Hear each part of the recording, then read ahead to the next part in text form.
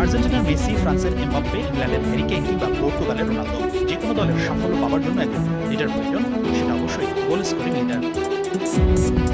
Brazil দলে বিভিন্ন সময় সেই লিডারের ভূমিকায় ছিলেন পেলে, মারিও, রোনালদো, নাজারিওলা। সবশেষ ব্রাজিলের সেই নেতা ছিলেন নেইমার। ব্রাজিলের সর্বাধিক ৭৯ গোল করা এই ফুটবলার ইনজুরিতে জর্জরিত হয়ে ক্যারিয়ারের গতিতে বলা যায়। এমন সময় এই বিশ্বকাপে আসার আগে একজন নেতার অভাব ছিল,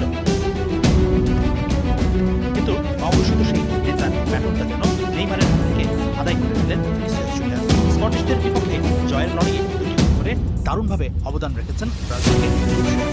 কেবল এই ম্যাচে নয়, মরক্কো আর ইতালির বিপক্ষে ম্যাচেও সেরা খেলোয়াড়ের পুরস্কার পেয়েছেন।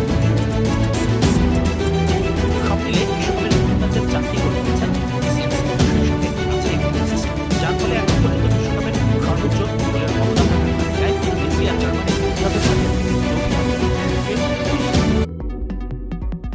তবে এত সব সাফল্যের মাঝেও আছে কিন্তু কিছুটা হতাশা, আর সেটা হলো ৬৮ বছরের খরা কাটাতে না পারার আক্ষেপ। ব্রাজিলের হয়ে বিশ্বকাপে সবশেষ হ্যাট্রিক করেছিলেন পেলে ১৯৫৮ সালে। এরপর আর কোনো ব্রাজিলিয়ান এক ম্যাচে ৩ গোল করতে পারেনি বিশ্বকাপে। ভিনির হ্যাট্রিক না হওয়ার পেছনে দুটি কারণ আছে। প্রথমত, তিনি অন্তত দুটি সুযোগ হাতছাড়া করেছেন, আর দ্বিতীয়টি হলো রেফারির বিতর্কিত সিদ্ধান্ত।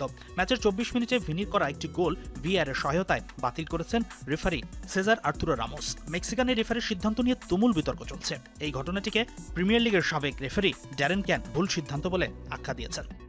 সত্যি বলতে স্কটল্যান্ড কিছুটা ভাগ্যবান। বল খেলার আগে সামান্য স্পর্শ হয়েছিল ঠিকই, কিন্তু আমার মনে হয় না এটা ভিনি জুনিয়রের কোনো ফাউল ছিল। সে কেবল বল দখলের লড়াইয়ে নিজের জায়গা পাবার চেষ্টা করছিল এবং উল্টো স্কটিশ সেই ডিফেন্ডারের পা এসে তাকে আঘাত করে।